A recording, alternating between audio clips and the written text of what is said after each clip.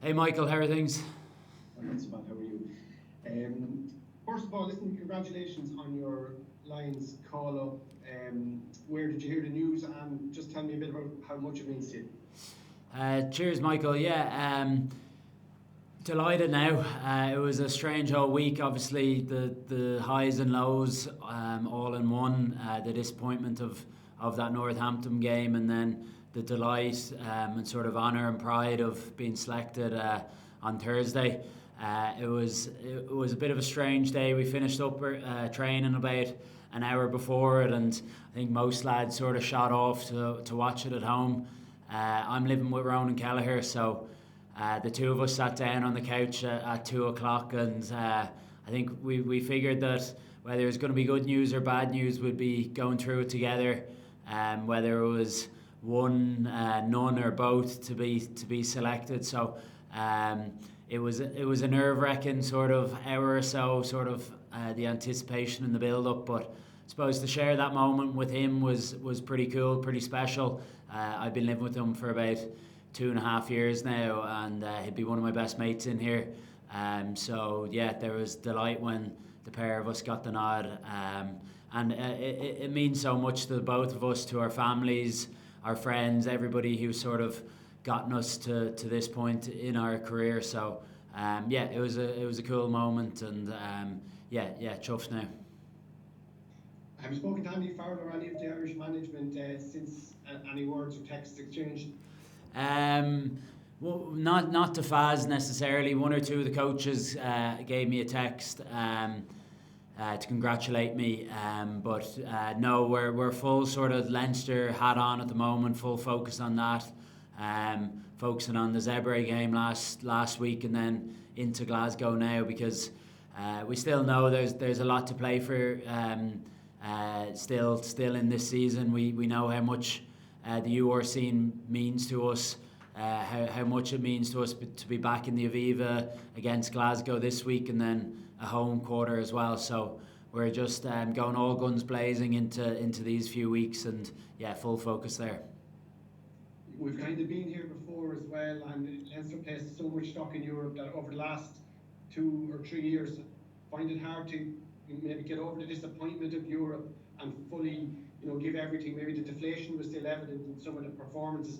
What's the talk about ensuring that that doesn't happen this season? That it's so important for a team of Leinster's quality to get some silverware after so many years. Yeah, absolutely. I suppose you have to sort of take the learnings from the previous year or two on how to do that. Have to, I suppose, just treat every game as important. I think the lads proved that well on the weekend on Saturday with the start they had, having those sort of two tries in the first 3 minutes, and then to back that up with the 80-minute performance, both in attack and defence, was a good starting point. I think it'll be a bigger challenge again this week, and hopefully I didn't get the opportunity last week to play, but hopefully I'll get the nod this week, and there's hopefully a few other lads in the same position as me who are going out sort of with a point to prove about how much this URC means to us, and how we can't be deflated, and how we have to remotivate ourselves to go again, and that's the challenge. But it's also the beauty. Like the worst thing in rugby is losing a tough knockout game and have nothing else to play for. I think we're in a lucky position that we've got such a big competition to focus in on now. We've never won the URC as it is, and it's been since 2021 since we got our hands on the Pro 14. So yeah, we're really motivated and looking forward and excited for the next few weeks. And just the news coming through today confirming that you're going to have to do it without your captain, and Caelan is looking at 4 to 6 months out. And from what I could see, he got the injury early and he played on, he scored a try, and he just really, that's testament, I guess, to the player on how much he wanted to win it. Have you spoken to Caelan? And I mean, I'm sure you're confident you can regroup without your captain and do it for him in a way. Yeah, I have been in touch a good bit with him. No, we're all gutted for him. Like, he'd be one of my best mates in here. We lived together for 2 years. We get on so well, and we obviously know what a fantastic player he is. But he's an even better person. He's such a popular figure in amongst the dressing room. And is our leader for that reason, for what he does on and off the pitch. So we're gutted to be losing him. Like, he's like so important for us, but I think it means that we have a bit more of a responsibility to do it for him now, really, to make sure that he's lifting that URC up. It might be with one hand at the end of the season, but to do that for him, because it's a tough period for him. With, obviously, I think we can all say that he was going to be on that Lions plane, but it's just unfortunate timing. I think we're lucky to have a good bit of strength and depth in our back row, and some unbelievable leaders in our squad as well, who will no doubt step up now. So that's the challenge for us, to do it for him and without him. Just finally, Glasgow at the weekend, you guys were secure, and you can't drop any further, you can't drop down. Glasgow can possibly get a second seeding with a win. Is that kind of better in a way, that it's not a complete dead rubber for both sides, that you know that they're going to come all guns blazing and you have to meet that? Yeah, absolutely, and we know what sort of quality side they are. They're URC champions for a reason. I think they've got a few of their backs back. Hugh Jones, Tui Pilatu should be thereabouts. So we know they're going to be hurting from that Treviso game, from the knockout, the European game that we played them in. So we also know what it means to them, and the seedings that it means for that. But hopefully there'll be a few more of us who will get our first run out since that Northampton game, who are hurting, who are keen to get back out in the pitch and to get going again and set us up well for a quarter-final. So motivation on both sides. Brilliant. Thanks for your time, Hugo. Best of luck for the week. Cheers. Thanks, Michael. Anyone else want to jump in there?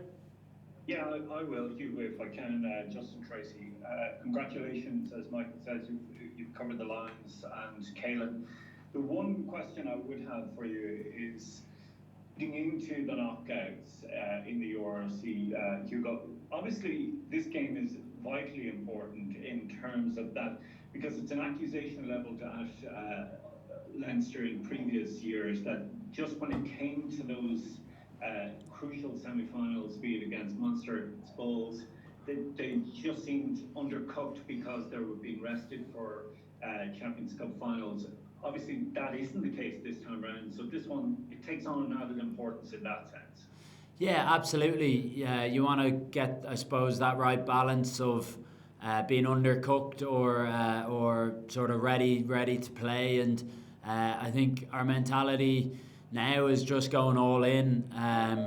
I think the lads had a great performance on the weekend that got to play against Zebra, and hopefully it'll be more of the same this week in Glasgow. I think we've got a lot of work on sort of from that Northampton games, learnings from prior years, like you were talking about in those losses. And it's exciting to, I suppose, have something more to play for, and to be in these knockout games, and to be doing it in the Aviva is extra special as well. I think that's going to be a huge motivation for the group to put in good performances in front of our family, our friends, our support, and hopefully we'll get big crowds out, because we'll need them too.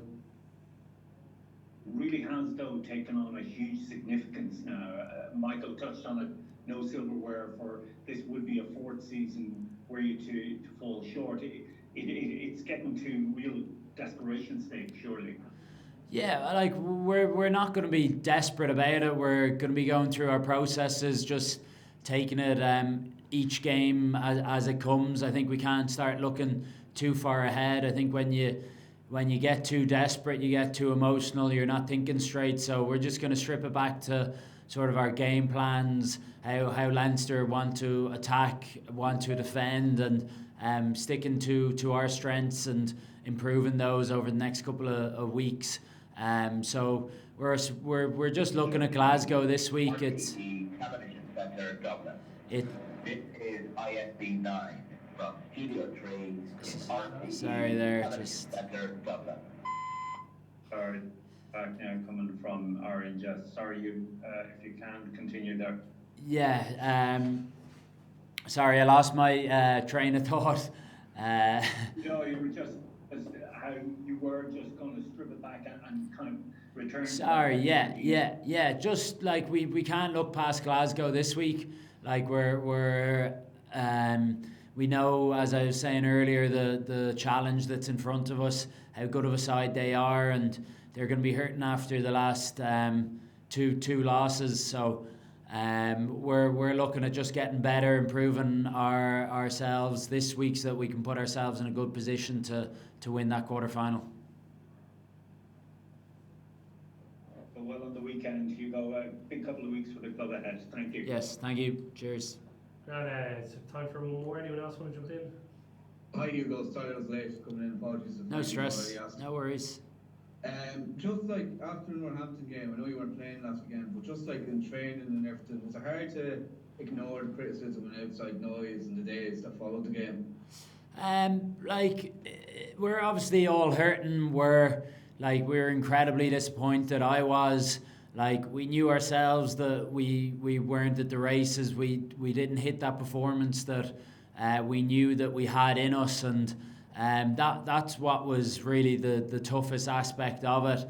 But we had a good review. We had a good honest chat. It was a long sort of player-led sort of meeting, and then a coach's feedback after. So it was a good productive review. They're tough days, and we looked at it throughout the week. It wasn't sort of a one and done thing, and I suppose that's just where our focus is going to be. It's going to be who's in that room, where can we improve, listening to our coaches, listening to the players in that room, because there's so much experience in it, and we know we have the potential to what we need in that room. So we were sort of not feeling down about ourselves in training, but sometimes that's the best way to go out and feel a bit better. We all love playing rugby. We all love doing what we're doing, and I know what helps me is just getting back out there, whether it's on the training field. I didn't get the chance in the Zebra game, but hopefully I'll get the chance this week, and that's sort of how I'm channeling my inner hurt, just to motivate me again to keep going, to get better, to make sure that I'm better and the team's better come this weekend and into the knockouts. Just on lines, like how was that, like a very nervous way, or were you just hemming and hawing for the days leading up to it, thinking, will I want to get in, or like keeping the phone near you? What was that like in the build-up? Yeah, it was nerve-wracking, definitely. I think you'd sort of put it in the back of your mind for a while, but we had a day off the day before, and then it maybe starts creeping in, and then luckily we're training, so it's keeping you busy and occupied, and you're fully focused for that. But we finished up, as saying to the lads, about an hour before the announcement, and sort of got home and was at the stage where I didn't really know what to be doing with myself.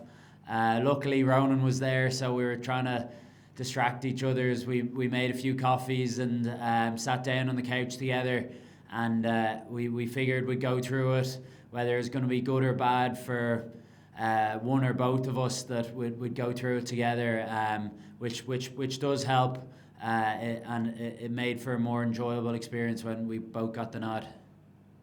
And just lastly, like obviously, like it's been brought up, like Leinster going to some outside where. Sorry, Michael. Sorry, we're out of time for Hugo. No worries.